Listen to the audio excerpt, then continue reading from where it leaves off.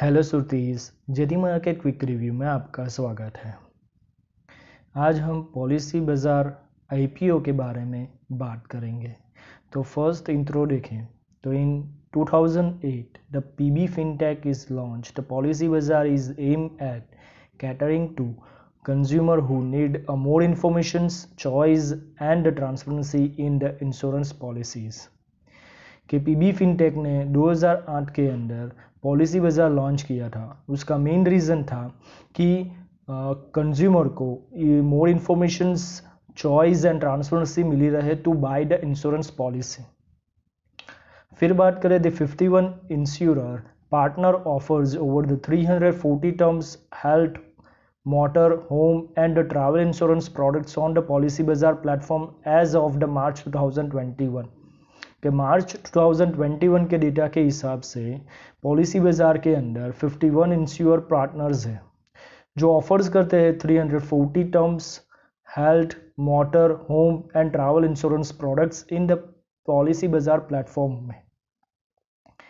फिर बात करें तो according to the Frost and Sullivan, the Policy Bazaar was India's largest digital the insurance the marketplace with a 93.4% market share based on the number of the policies sold in the physical 2020 के physical 2020 के data के हिसाब से Frost and Sullivan ने Policy Bazaar को India's largest digital insurance market place माना है, जिसमें 93.4% market share based number of policy sold की है पॉलिसी बाजार ने।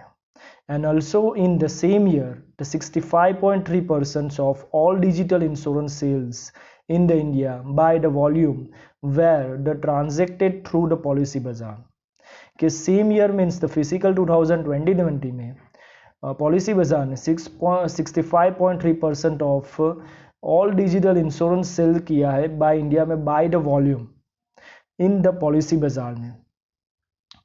फिर बात करें तो कंपनी प्रमोटर्स के बारे में, तो Policy Bazaar is a foreign owned and control company है कि एक foreign owned and control company है। फाउंडर की बात करें तो Yashish Dahiya is a founder of Policy Bazaar and उसके पास 4.27% स्टेक है इन द पॉलिसी बाज़ार के अंदर।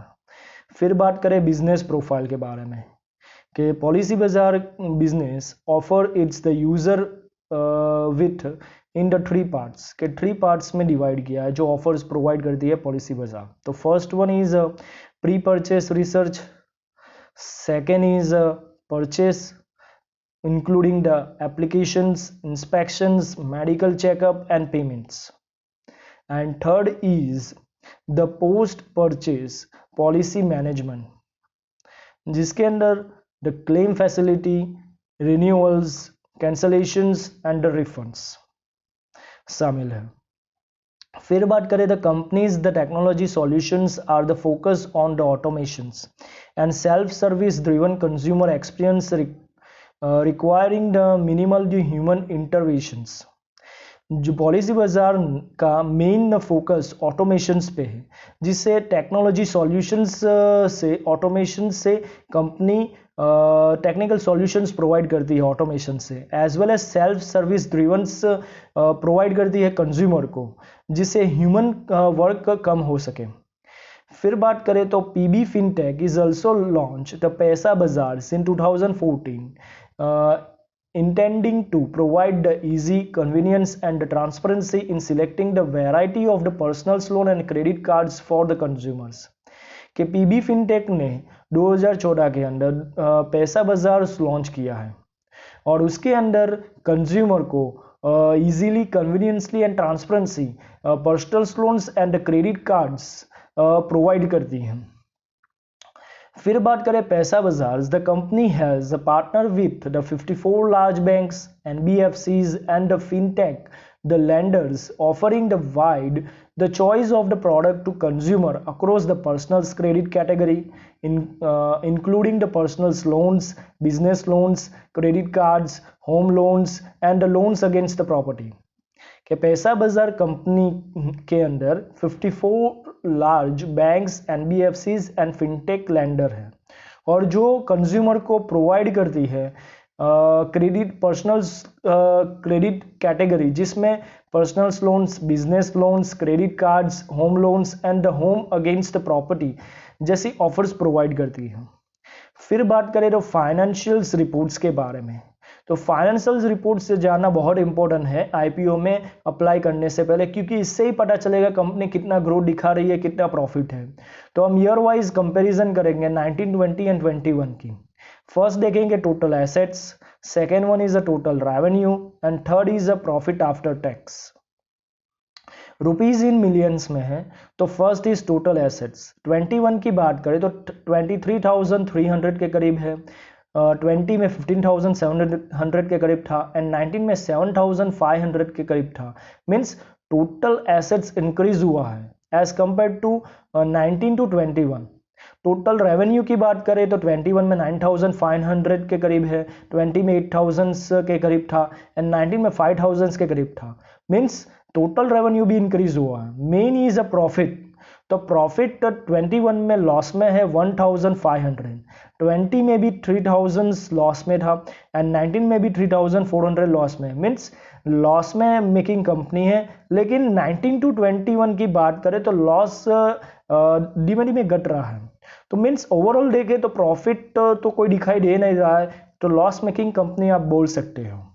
फिर बात करें आईपीओ डिटेल्स के बारे में, कि आईपीओ डिटेल्स के बारे में बात करें तो Policy Bazaar's the company raise the fund of the issue size is ₹5,625 crore by the IPO, कि पॉलिसी बाजार कंपनी आईपीओ के जरिए 5,625 करोड़ जुटाने वाली है, और जिसका फ्रेश इश्यू है ₹3,750 करोड़।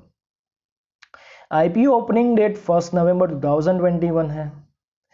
आईपीओ क्लोजिंग डेट की बात करें तो 3 नवंबर 2021 है। आईपीओ प्राइस बैंड की बात करें तो ₹940 to ₹980 पर इक्विटी शेयर है। आईपीओ मार्केट लॉट साइज की बात करें तो 15 शेयर्स लॉट साइज है। आईपीओ अलॉटमेंट डेट की बात करें तो 10 नवंबर 2021 है। आईपीओ रिफंड डेट की बात करें तो 11 नवंबर 2021 है।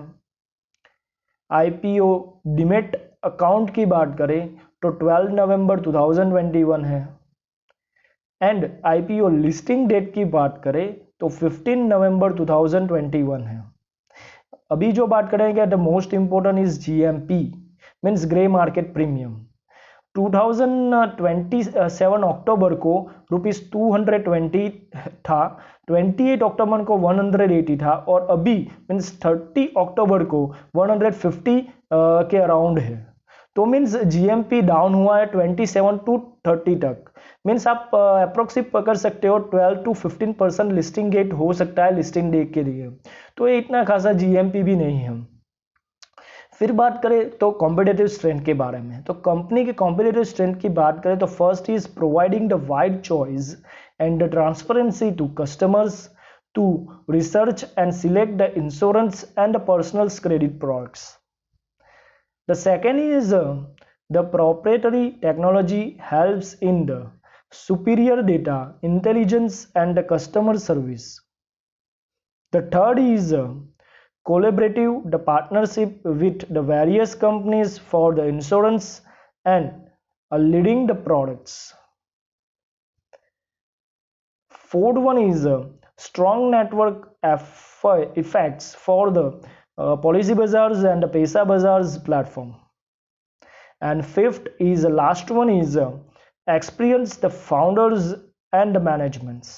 तो कंपनी के ये कॉम्पिटिटिव स्ट्रेंथ है, ये सब चीज़ आपको पता होनी चाहिए, क्योंकि आईपीओ आने से पहले 1 नवंबर 2021 को ओपनिंग है, उससे पहले ये सब चीज़ आपको पता होनी चाहिए। लिस्टिंग गेट की बात करें तो जीएमपी 10 to 15% ही है, एज वेल एज फाइनेंशियल्स भी वीक है, तो आप ये आईपीओ से थोड़ा डिस्टेंस मेंटेन करें तो ही अच्छा रहेगा। आई होप आपको ये वीडियो अच्छा लगा होगा, तो प्लीज़ लाइक कीजिए, सब्सक्राइब कीजिए, बेल आइकन को क्लिक कीजिए एंड शेयर कीजिए। धन्यवाद।